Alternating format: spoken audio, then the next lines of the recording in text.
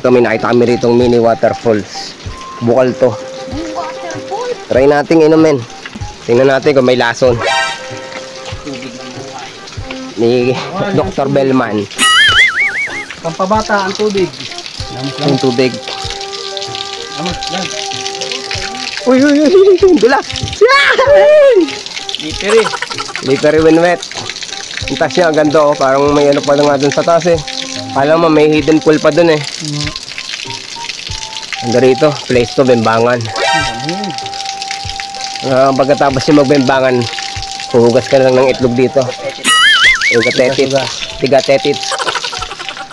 Ano anong lasa ng tubig? Charot! Charot!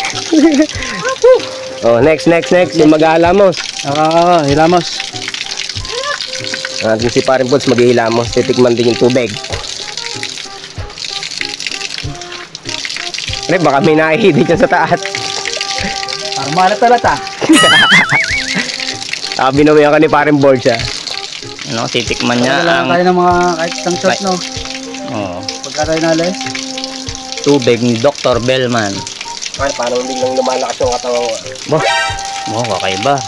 Kaya mga kaalamat, punta na kayo rito. So may waga pala itong tubig na to. Nakapalakas. Nakakapogi.